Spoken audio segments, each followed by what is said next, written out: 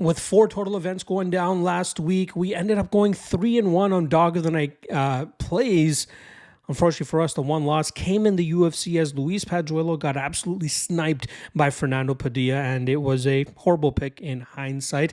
I really expected Pajuelo's forward movement to, really start to make Padilla get frustrated and be unsuccessful in terms of landing his shots down the pipe. But I think Padilla was really pissed off with himself, especially considering the loss that he took to Kyle Nelson back in September. And we saw him come out with some vengeance and some heat. And unfortunately for Pajuelo, his durability did not hold up as we've seen it do on the regional scene, and that caused him to get knocked down and then eventually submitted by the very tough and improving Fernando Padilla. So we had to rip up the ticket there. But like I said, we did hit the 3 Dog of the Night spots on the regional scene. I believe it was Felipe Oliveira for LFA. It was Anton Turkalj for OKTAGON, and then it was Patricio Pitbull for Bellator.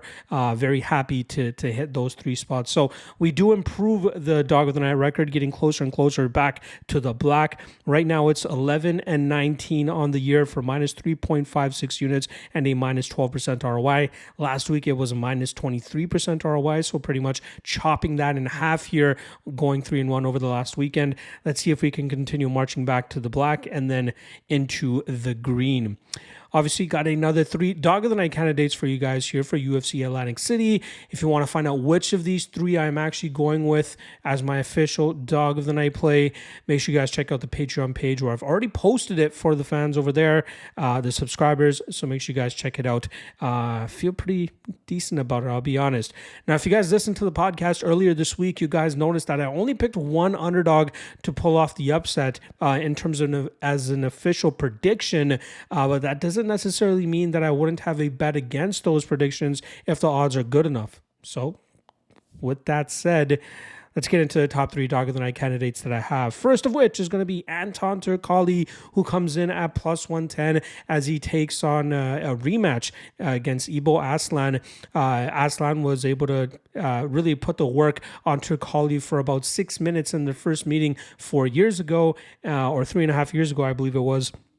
But then we saw Turkalj withstand that damage, eventually come back and submit Aslan as Aslan started to slow down. And that's absolutely on the table here once again for Turkalj, who has his back against the wall coming off of 3 straight losses since coming to the UFC.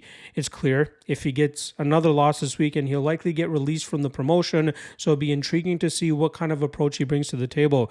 You got to believe that he's going to be wanting to grapple a lot quicker than he did in previous matchups, especially with the advantages we know that he'll have on the mat against Aslan here. So look for Turkalj to take this fight to the ground and find that submission over Aslan within a round or a round and a half. The next Dog of the Night candidate is going to be Sedriques Dumas, who comes in at plus 210. It seems like he is, I don't want to call him the mush of the week in terms of what I've been seeing all over social media, but a lot of people are against Ruziboev this weekend, considering the wide line here and the unknowns of Ruziboev going up against legitimate competition compared to some of the scrubs that he was facing on the regional scene. Over 40 fights of fighting some of the, very lower level guys that you can find on that side of the world. But Dumas, we know he has a solid grappling game. He has a good kicking game from distance, but when he sees that he has a grappling advantage over his opponents, he's able to take them to the ground and grind them out from that top position. If Ruziboev's aggressive approach is unable to produce a finish, Dumas will definitely be very live to pull off an upset in the spot, which is why I do not bang on anybody looking to take a shot at plus 210 on SD Dumas to get his hand raised and get a winning streak going here after picking up a win over Abu Azaitar and Cody Brundage over his last 2 fights. And the final Dog of the Night play I have for you guys is going to be in the main event with Manon Fiorot coming in at plus 155. She takes on Erin Blanchfield here in a pretty black and white striker versus grappler matchup, but I believe that we'll see Fiorot's footwork, lateral movement, and improved takedown defense and ability to get out of the clinch and really nullify the amount of control time her opponents have had against her and get back to her striking game, which is where I believe she'll have a very large advantage over Blanchfield.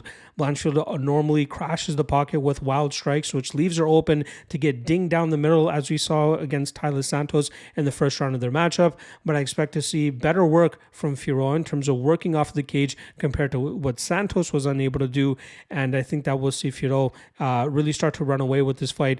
Cardio will obviously be a question mark here going into deep waters, but Fiorot has gone to five rounds in the past. Obviously not against somebody as good and relentless as Blanchfield, but I think that we'll see her survive any bad grappling scenario she finds herself in. But I don't think those will happen too often, allowing Fiorot to kind of just operate at distance, a lot of movement, a lot of footwork, a lot of staying away from Blanchfield, but then making her pay whenever she tries to cross the pocket.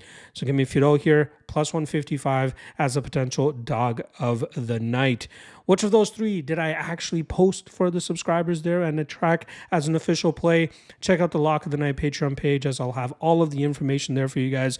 Not to mention a ton of other great content, including 3 regional events that I'll be breaking down for you guys this weekend. Like I said, we got LFA, ACA, and Cage Warriors. I'll be breaking those fights down very shortly and posting them on the Patreon, so check that out. All the other DGen parlays, props, suggested same game parlays, all that good stuff on the Patreon page as well. Check that out. All right. Appreciate all the love. Appreciate all the support. Hit that like and subscribe if you haven't already. Otherwise, I will see you guys tomorrow for the top 3, the Locky Trinity and Locky 2-step free parlays, as well as the quick picks version of the UFC Atlantic City breakdowns. I'll see you guys then.